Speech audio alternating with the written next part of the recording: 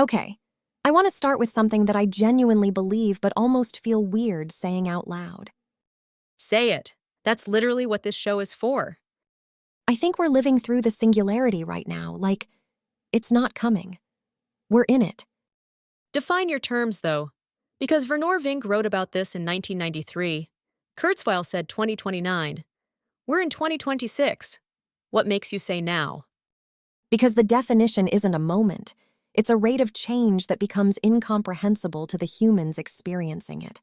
And I build software. I am experiencing that. Walk me through what you're seeing on the ground. Features that took my team 3 weeks in 2023 take 3 hours now. Not because we're smarter, because the tools compound. Every week the baseline moves. The exponential curve feels linear until it doesn't. That's the thing people keep missing. You're on the flat part, and then suddenly, it's a cliff. And I feel like we hit the cliff in late 2024. Each model wasn't an iteration. It was a different category of thing. Let me throw some numbers at this. In 2019, GPT-2 couldn't reliably write a paragraph.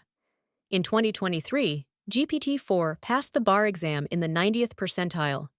In 2025, AI systems are publishing peer-reviewed research. In 3 years. It went from can't write a paragraph to doing original research. What happens in the next 3? Kurzweil says 2029 is when AI exceeds human intelligence across all domains. That's 3 years from now. His track record on these predictions is actually pretty remarkable. But here's what I find more interesting than the exact date. We already have systems that exceed human intelligence in specific domains. Code generation, protein folding, Go, chess, radiology.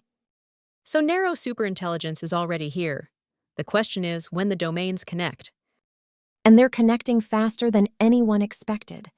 Multimodal models that can see, hear, code, reason, plan simultaneously. That's not narrow.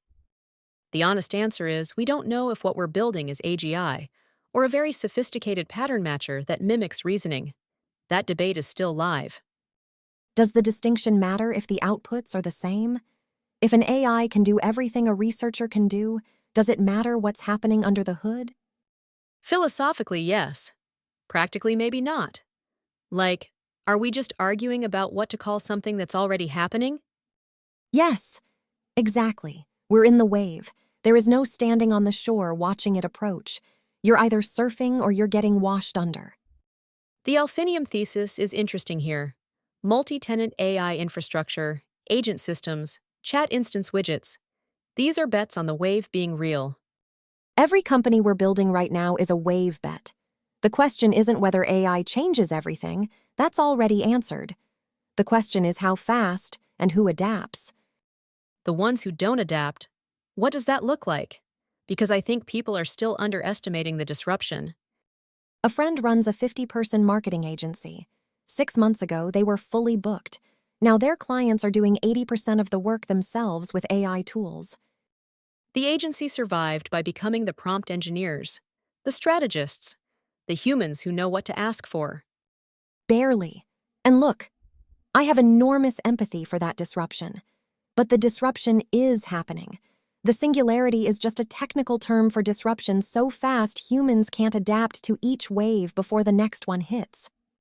Which is why Kurzweil's framing resonates. It's not a moment, it's a regime change. The rules about how fast things change themselves change. The meta change. The rate of change is changing. That's the singularity in practice. Here's something I find genuinely wild. The people building the most transformative AI systems on Earth, they're 25 years old. They grew up with GPT. They don't know a world without it. To them, it's not a revolution. It's just the environment. That generational shift is when things really accelerate. Okay, devil's advocate. What if the curve flattens?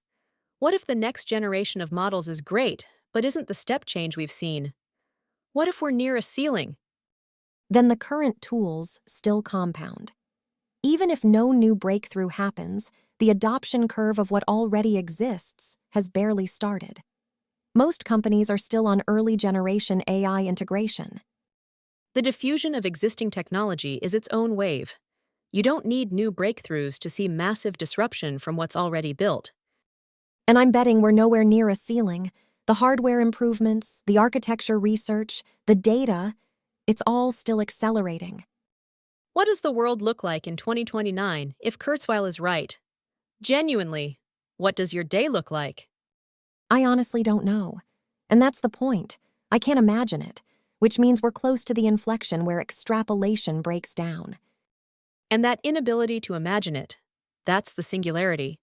Not a robot uprising, just incomprehensibility from where we stand. This is the wave. You're on it right now. The question is just whether you're paddling. Perfect way to end it. I'm Maya Chen. This is WaveForm. I'm Ava Brooks. Paddle hard.